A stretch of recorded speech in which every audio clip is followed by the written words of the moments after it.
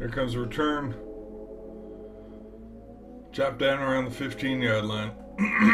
Welcome back, people. Welcome to another stream. I think we are live. Let me do something here real quick. I think we're live. I might be mistaken. Dylan Gabriel, the graduate transfer, the Maxwell Award finalist, 183 total career touchdowns. Well, that's because you have played 9 years of ball, son. No, teasing. Okay, 12-0 for the second time in school history. The Big Ten championship right here. Here comes the handoff. Ooh, good run in the field. It's going to be tackled a couple yards short of the first down. Hope everybody's doing good. Hope everybody's having a good day. Yeah, we're live. Okay, I can tell we're live. Okay, sweet. Alright. Sweet. First down. I don't know. Let's see where they're...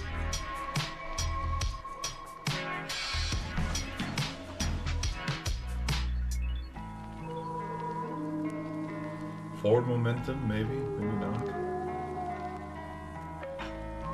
Can you think of how fun this game would have been if it was Ohio State? Like, I'm telling you, man, this would have been, I don't know. Penn State might shock the world, man. Penn State might shock the world.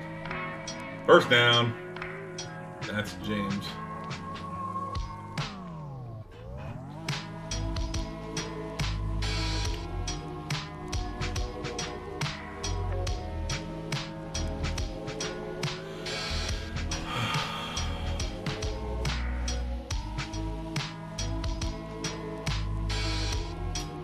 Do you think Texas losing tonight closed the door for Bama getting in? Because it would have been easy for Bama to get in if Georgia didn't win the SEC title. Because, where Georgia would have been, you can put Bama. But, like, I think that door's closed, man. Well, but again, Bama did beat Georgia. I know Georgia's the eye. We're just going to have to see, man. We are just going to have to see. Oh, go, baby. Look at the speed. Look at the speed up the sideline. First down.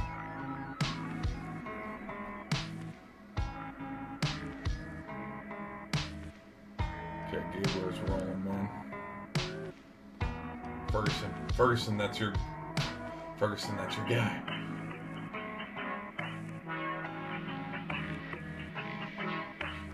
It's crazy. This Duck team, like, they are missing pieces. But a lot of this Duck team came to ASU last year and whipped our ass.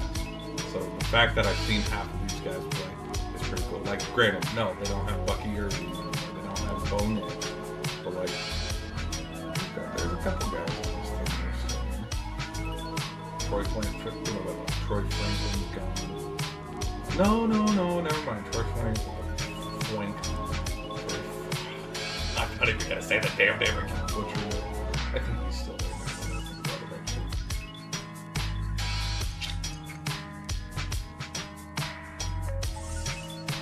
Holy shit, you know what I just realized?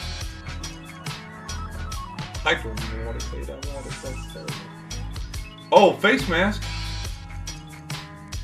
Face mask. Thank you. So the 2 times. Don't cancel me on this one now, people. The 2 times Penn State has been to the Big Ten championship game.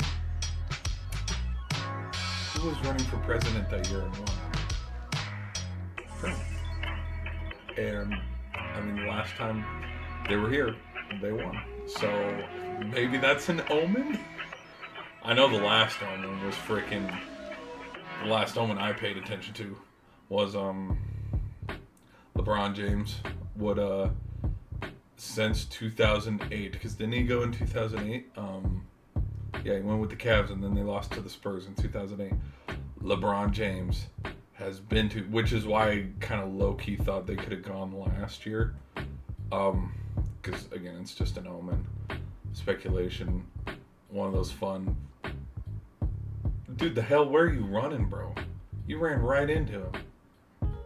But since 2008, LeBron's played in the NBA Finals during an election year. How fun is that? So and that's the other thing. Wait. No, he's played, but then the last 3, he's won it in an election year too, because 2012 he won it with the Heat. 2016 he won it with the Cavs. 2020 he won the Mickey Mouse bubble ring with the Lakers. So in 2024 I was like, oh, he could win it maybe. So I just noticed that fun little stat. It's about as reliable as, oh, what a hurdle touchdown!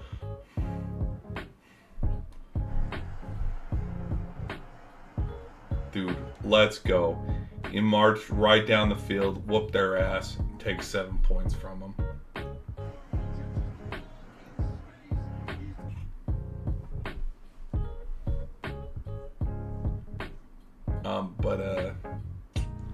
No, the stat is about as fluky and reliable as every single time Kendrick Lamar drops an album, the Golden State Warriors win the NBA Finals. So.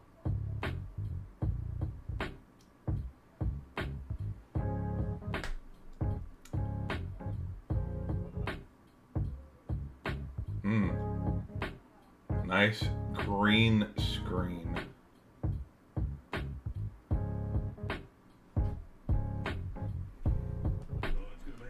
Delay game. Dude, Dan Lanning did not have gray hair last year.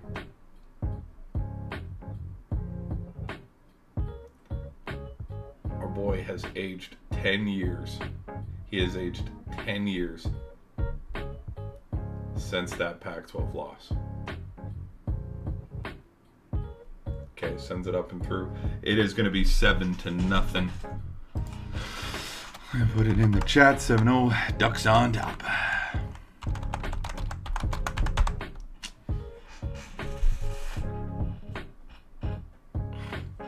That's a sick ass photo. Great hurdle too. Okay. Commercial break here, coming up here. Let's see, how are we looking on our music? Oh, we're about 14 minutes into the playlist. Let's rewind it just a bit. Buy us a little bit of time. I'm not gonna lie, people. I might be leaving a little early. We might be leaving a little early.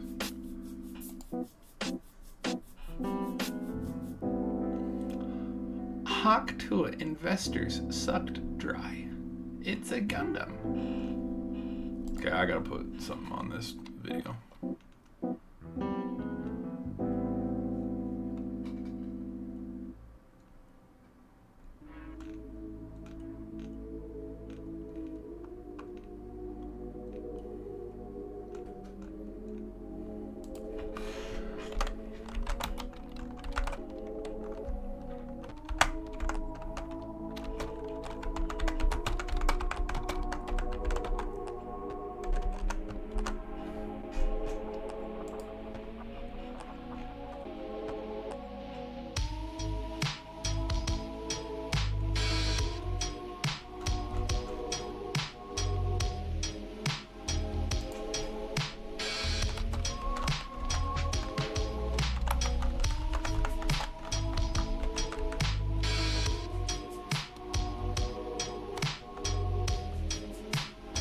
Comment that won't come back around and bite me in the ass.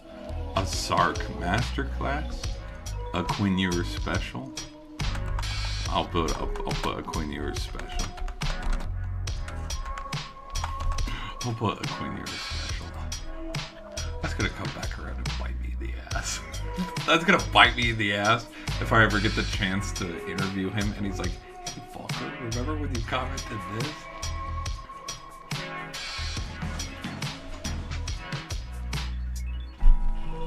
Again, Isaiah Bond. I know Isaiah Bond got rolled up there at the end. But Bolden, Golden, Moore, Gunnar Helm, like, where'd the ball go? Like, none of them saw the ball at the very end of that game. Like, it was just bad play calling by Sark. Bad play calling by Sark. If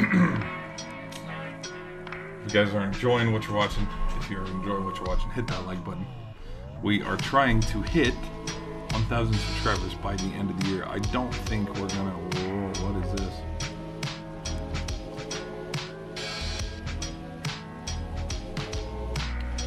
I don't think we're actually, like, what I wanted to do was I wanted to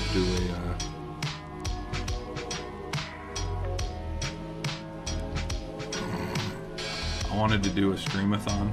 We're doing the streamathon, but we're breaking it up. But I wanted to do a streamathon and see if we could hit 700 subscribers in this stream. But nah, it ain't happening. So we're just gonna get. We're just gonna try to hit the 1,000 by the end of the year. Leaving Applebee's the way God intended. Like, rip off my shirt. Most wins throughout 700 games with one team in NHL history. Mike Sullivan.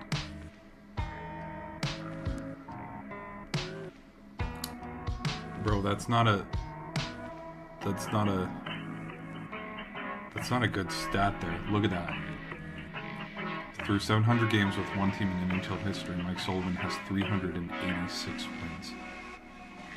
John Cooper, who has the record, well, he might not have the record, but John Cooper, he has 426. Y'all, we are 40 wins behind. Because, like, barely little.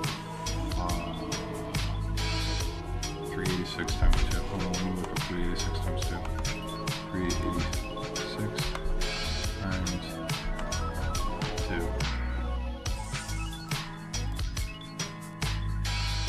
386 times 2. 772. And so, plus some of these are overtime losses, and some of these are overtime wins. I don't know. Penguins have not been doing hot since. Well, we haven't been doing hot in a while. Okay, Drew Aller's going to throw the ball. There's his man. First down.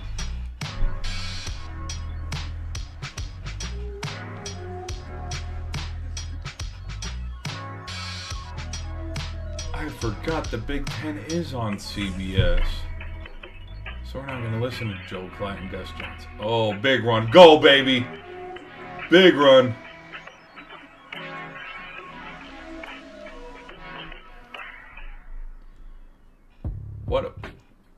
I'm sorry, with distribution rights and broadcast rights, what a waste. What a waste to have a Big Ten championship game and not have Joe Klatt and Gus Johnson on the call. What are they doing? The ACC championship game? Which, in fact, how about I go look instead of putting my foot in my mouth? That game hasn't started yet. Well, it has, but it's in a commercial break, so my foot will stay out of my mouth for now. But we're going to see. Okay, Aller looking. It's going to go across the middle. It's caught. Incomplete. Dropped at the last second.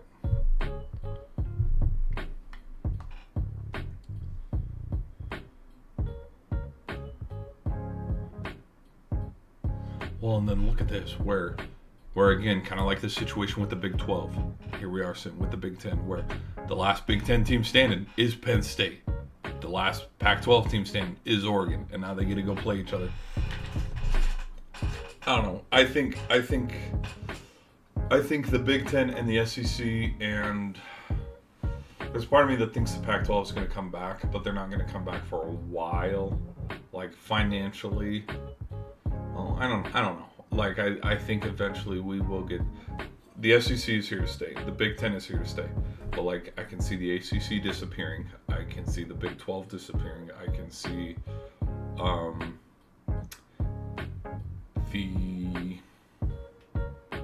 Who is it?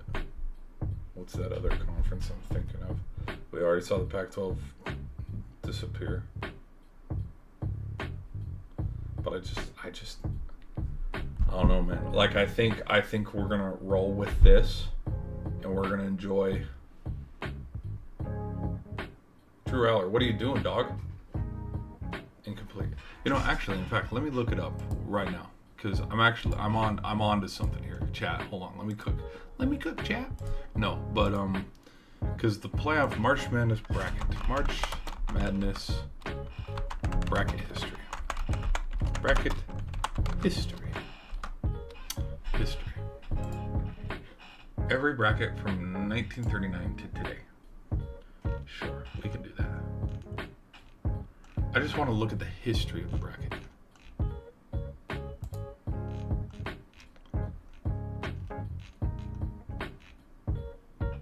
I made the field goal, okay, so it's going to be 7-3. Let me put that in this chat. 7-3. Okay. So Penn State strikes right back, puts some points on the board. It is 7-3 here in Lucas Oil Stadium. Okay, we're going to look up, though, because I'm curious. I want to see the history. Men's bracket history. Here we go. 2025, 2024, 2023. Okay. Team tied for third place. Constant. No. I want winner, because it has the winner, the winningest coach, because we can look at this and go UConn, Kansas, Baylor. Oh yeah, Kansas did win it in 22, because we can go UConn, Kansas, Baylor, Virginia, Villanova, North Carolina, Villanova, Duke, UConn, Louisville, and there's a little cross by Louisville because they vetoed that, which I think there's going to be an asterisk around the Michigan national title, even though they won it, but when we get farther away, they're gonna strip the title. They're gonna strip it, sadly, because just everything that was, I don't know. Countdown to the first round tip-off, 101 days, 15 hours, 19 minutes, and 20 seconds. That's funny. That is a random ass to have a clock already going. That's freaking crazy. 102 days away. Okay, I just want to know, because it hasn't always been founded in 1939. It hasn't always been 68 teams, because it was 64, but then it extended to 68, having like the first 11. I want to know early era, because Oregon and Ohio State played in the first one. We know that. I want to know pre-modern era. I want to know the eras of rituals and influences, 75th anniversary, host, record, TV coverage, and revenue. Format. Here we go. Format.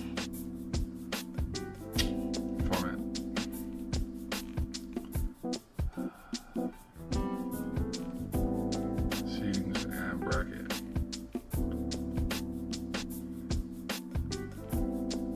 Venues. Pod A. No, I want to know.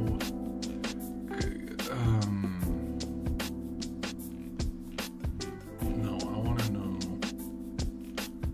I want to know when it went from 32 teams to 64 teams. What year did March Madness go from 32 teams to 64? 1985. The NCAA tournament field grew to 16 teams in 1951, doubled to 32 in 1975, and expanded to its current size of 64 in 1985. An opening round game was introduced in 2001. So the first of four that was introduced back in 2001. And if you ask me, I think it's, something's in my eye. If you ask me, I think it's just going to keep extending, and the bracket's going to get bigger and bigger and bigger and bigger as time tells. The reason why I'm looking at this is because it was the BCS. All of this to come back around as Dylan Gabriel's taking the field now with his team. All of this to say, we had the BCS era. And the BCS era only had, oh brother, big run. Because Georgia just won. Georgia just won the SEC championship game, but their quarterback's injured. If this was the BCS era, are you putting them in the national championship with the winner of this game over Arizona State, over Notre Dame? Because if you ask me, actually, Notre Dame would be in the national championship against this winner. if we were still in the BCS era. And the reason why I say that is, why would they send an injured Georgia team to the national championship game? And I think if it was a 4-team Georgia's in, because they're the SEC champs naturally by default. So Georgia's going to be the 2. Notre Dame would probably be the 4. Winner of this would be the 1. And then Boise State would be the 3. Or Boise State would be the 4, Notre Dame's the 3. Oh, that was a helmet-to-helmet hit. Out of bounds. That was good shit right there. But the reason why I'm bringing this up is we got rid of the BCS and we went to the 4-team playoff. We did the 4-team playoff for 10 decades. Realized there was a lot of fault in it because, hey, we're trying to put 5 conference winners into 4 spots, not even including if an independent team like Notre Dame goes undefeated, or an independent team like BYU, or if hell froze over in UMass, or Army or Navy went undefeated. Okay? So then after 10 years, we're like, okay, let's extend it to 12. And even now, there's still kind of problems because it's like, and there's a couple other things. 2020, where a certain conference decided to fold because they didn't want to play any games and they didn't make any money that year. Shock when the ACC said, Notre Dame, come on over, come play some football with us. They went to the ACC championship game and they lost to Clemson, but the SEC and the ACC played football. The Big Ten played football. They were 2-3 weeks behind, but they still played football. Notice how the only conference that decided not to play football was the one that folded. Shocker. This is a business. You make money. How do you make money? By playing football games. Which is why the SEC is successful, which is why the Big Ten is successful, and why they will always be successful. Because there will always be football in the fall when you go to the South. Okay, but because I think they were, even during the World Wars, they were still playing football. So for them to shut it down, because it's like, nah, hell nah. And just like that, after speaking in my mind, I probably just put myself on a list of ESPN to not hire. Do not hire this fucker. He has an opinion. But, so 10 years, it didn't work, so they expanded Super Bowl. This already has a little bit of faults. And the only reason why I'm looking at this bracket for college football and college basketball, I noticed how it jumped from 16 to 32, and it doubled, and then 10 years later, in the next decade, in 85, they went from 32 to 64. And it's been like that. The reason why I bring this up is because I have a feeling that this bracket format is going to sit like this for a little bit. But then after we've had some fun, we've had the good years, we've had the bad years of the 12-team bracket, and we've ate, and we have felt fed as football fans right over the middle of the Ferguson. We're going to realize we want the national championship at the Rose Bowl. We want the national championship on January 1st in the Rose Bowl. We don't care if it's 2 ACC teams. We don't care if it's 2 SEC teams, an SEC and a Big Ten team. We don't care if it's a Mountain West team against a Big 12 team. We want our national championship in the Rose Bowl. And so I just have a feeling in the next coming decade, conferences won't dissolve, but there will be a powerarchy of like a gauntlet where Oregon, they'll play their 5 or 6 conference games within the season, but then the other 5 or 6 games, they're matching up with teams like Tennessee. They're matching up with teams like Alabama, Auburn, Oklahoma, and these teams will all bid each other during the regular season. Well, in the off season to get to the regular season, like how coaches go to meetings and all this, they'll bid in the off season because we saw how quickly they could scrap games together back in the 2020 season. Coastal Carolina and BYU, we saw how fast that game came to fruition. But they'll have their conference games, and maybe I have a feeling like we go back to like the Pac-12 comes back, the Big East will have they expand. Like there was a YouTube channel. He made a great video, and right now I can't think of the YouTube channel name off the top of my head. In fact, let me just go look. He talked about they would expand back to 8 conferences, which I think 8 is a bit much. Hold on, where is he? What's his name? Subscriptions.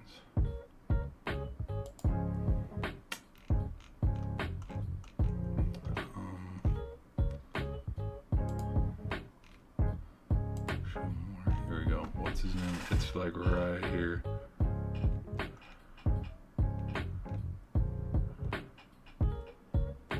Michael McKelvey. Michael McKelvey. Yeah, Michael McKelvey. Yeah.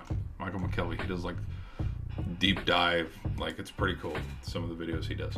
But anyways, regardless, we'll do a why are we buffering? It is first and goal for the Ducks, and we are buffering. Hello?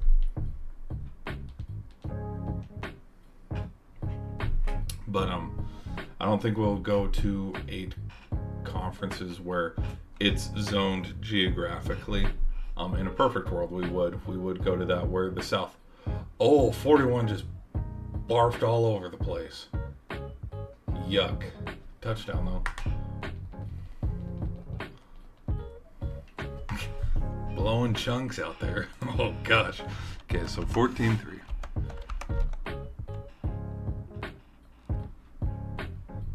Yeah, dude, go to bed, man. It's 14-3 already. See? You saved your money by not buying the pizza and wings. Plus, even if you did order pizza and wings, you probably just threw it up like that one player. Yep, 14-3. But he talked about like the Southwest Conference would be all the teams in the Southwest, like Texas A&M, Texas Tech, TCU, Texas, like the ACC would come back, like with Georgia Tech, Florida State, you know, like people would stay geographically located where they are. But anyways, we kind of go back to normalcy with 5 conferences or 4 conferences or something like that. And each team bids to play the other teams in the offseason so we can have big matchups throughout the season, but then enough conference games where we have, hey, this is going to be our ACC championship game. This is going to be our, Big 12 championship game or whatever. And then after we have our conference championship week, which is, the first week of December or something like this, we go to a 16-team format or like a 24-team format or something like that. Like we'd have a bracket where, and it kind of, turned into the regions where there's Northeast, Southwest, kind of like March Madness. And college football will eventually turn into something like March Madness, where it's Holiday Bowl Madness or something. Like they'd come up with a name like college football playoff that rolls off the tongue real nice. No Doritos, nice. But something would roll off the tongue nice. Holiday Mayhem, something like that, where the top 24 teams in college football, from the Boise States out in the Mountain West to the SMUs in the ACC. What a joke! SMU should be in the Big 12, but something like that, where we're gonna put the top 24 teams in, the best 24 teams in. We're gonna sit at their, we're gonna look at their strength of schedule. We're gonna look at their record. We're gonna look at their record against ranked wins. We're gonna look at other accolades like, hey, you have 2 Heisman frontrunners on your team, or hey, you have a coach of the, like, they'll look at everything: strength of schedule, record, head-to-head, ranked wins, all that, and then we will have the top 24, top 20. Like, we'll find a way to make a bracket and then go from there. 16, I would think 16, and they do the format kind of like how the NBA is, where 8 on one side, 8 on the other, something like that, and then all hell breaks loose. I don't know what's going on with my Wi-Fi because my TV is not working. There's a spinny death wheel,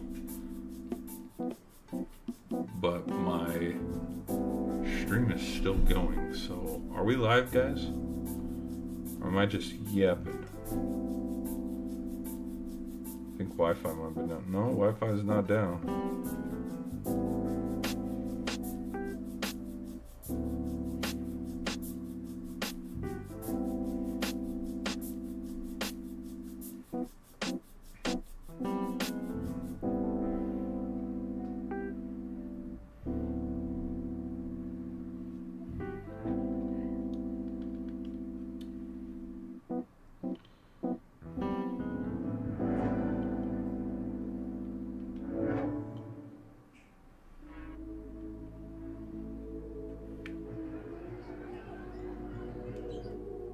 basketball. I don't want to watch basketball.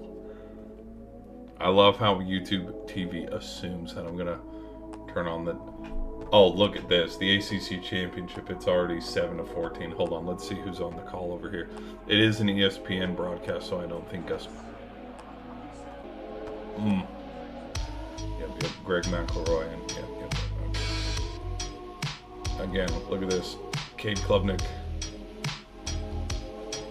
These Clemson Tigers, man, they're getting after it. They're up 14-7 right now in the first quarter. Who the hell would have thought that? But again, SMU.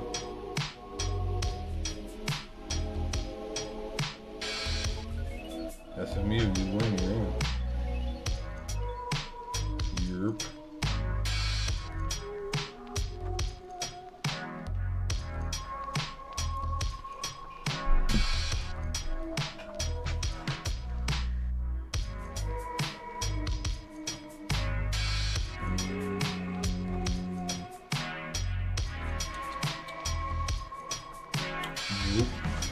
We have not left yet.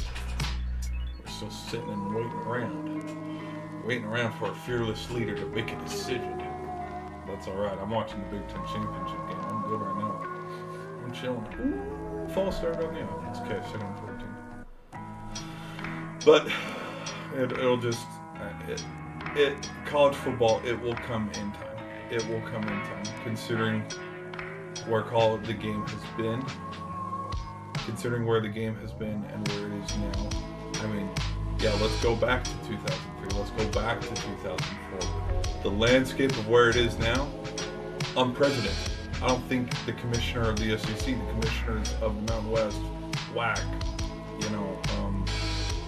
I don't even think the WAC exists anymore. I think it turned into the Mountain West. The Pac-10, because at the time there was a Pac-10. Like, there were 4 or 5 powerhouse teams, your USC's, your Texas's, and stuff, and then divisions started coming. Like, dude. College football was a lot different 20 years ago, and so I just think with how far it has come in these few years, we can't see it now. We can't see the vision now of where college football will be by the year 2044.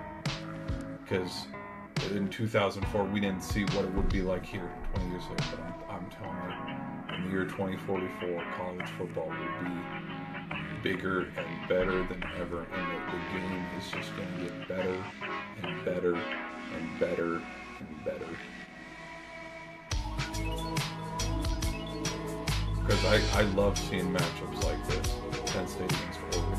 Even though I'm rocking real hard with Oregon, love to see a matchup like this.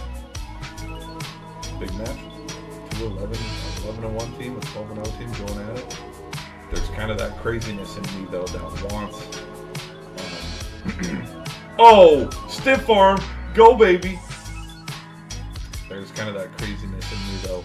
Where it's like, if Oregon did lose this game, they shouldn't go to the college football play. Like, there's that craziness, but again, like, they earned it. They earned a spot.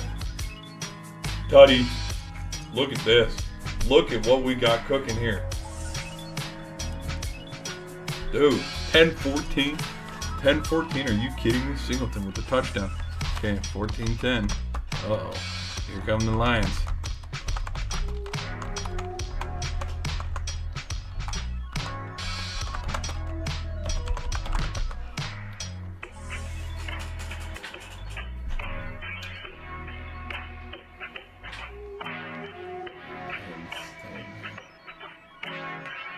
I wonder if Saquon's watching the game. Gesicki, McSorley, Bell. I wonder what all the guys are doing. I wonder if the guys are getting together tonight. Like, hey, remember in 2016? Shit, that was 8 years ago. Fuck, I'm old. Fuck, I'm getting old. Okay, Penn State's coming back. Okay, let's hop over to the Clemson game. We'll do a little bit of a dual stream here. Of course, you're having a commercial break. Oh, fire them. Fired. You are freaking fired. Whoever the hell the camera crew is for the Ragin' Cajun, ESPN, oh, fire them. Sunbelt Conference. You got to fire your cameraman. They're not even on the plus. Because you know how when you're looking and you're watching something on TV, you see the team's logo. Like it's looking right at you. The Georgia G, it's looking right at you. They're on the opposite end of the field. Like Ragin' Cajun is upside down. They're on the opponent's.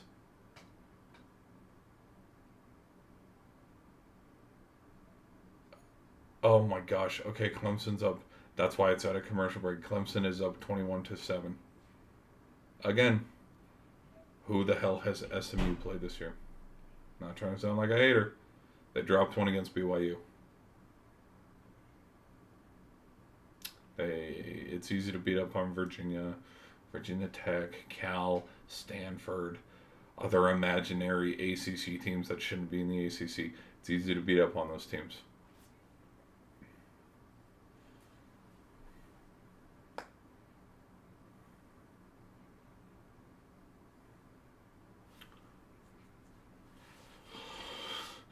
SMU loses.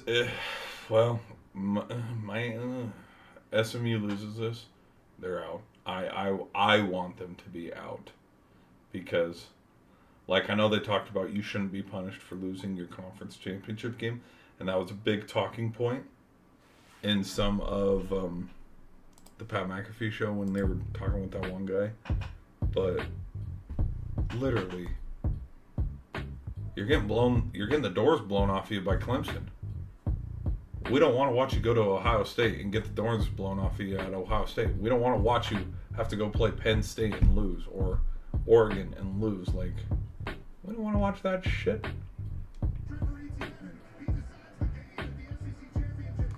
Dude, yeah.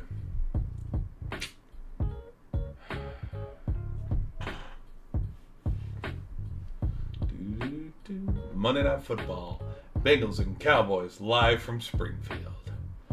The Simpsons.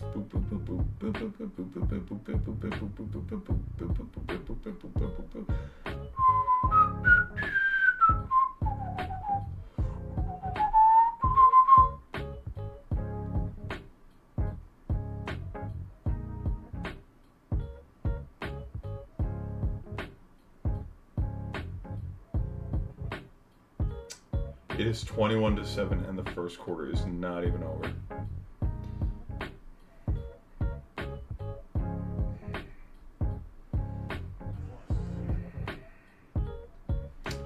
SMU should not have been there, man. I know they earned the spot to go there by going 7-0 in conference play, but they should not have been there. Miami, what? It's all of it. The ACC was a freaking joke this year. First it was Florida State, and then, like, just with how it ended up working out. Okay, let's get rid of this tab. Let's look at SMU's schedule real quick one more time. SMU. Hold on, actually, let's just go ESPN stats here. ESPN stats, college football. We'll go game by game and break down how SMU got here.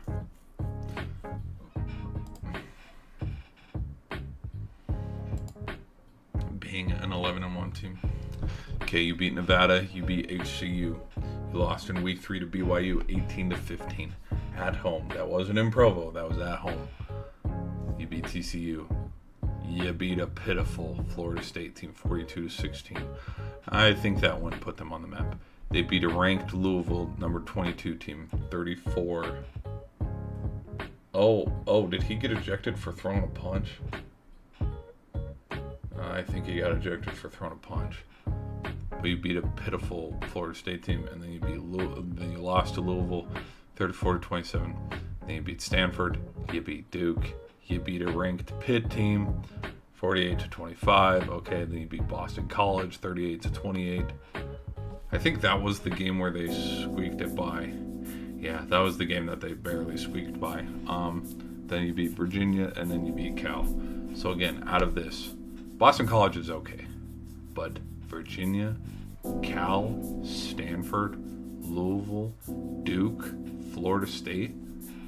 A lot of bad teams. Those are a lot of bad. Oh, watch out, Gabriel. Sacked. That is a lot of bad teams. Just saying.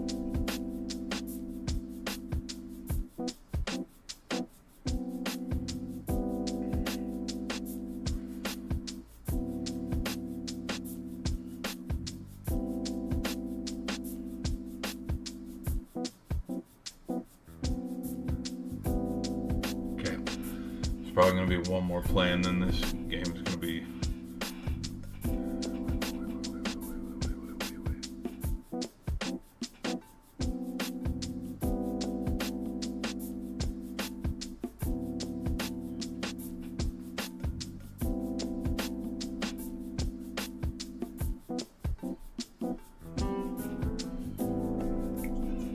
Yes, Pookie. Wait, hold on. You're on speaker. Hold on. You're on speaker. Sir, Yeah. we have pulled up outside. Come outside. Oh. Kiss me on my hug. I'm feeling romantic. Okay. All right. Sounds good, bro. I'll put my shoes on and be out there in a second. Right, Jeff. All right. Bye. Won't you hang up that phone? Come over here and kiss me on my hot mouth. I'm feeling romantic. Okay. I will catch you guys in another stream. Sorry, I'm ending this one short. Damn, we gotta go to one cooking. No spoilers. All right. But fuck it. Spoil it for me. I'm not gonna be looking.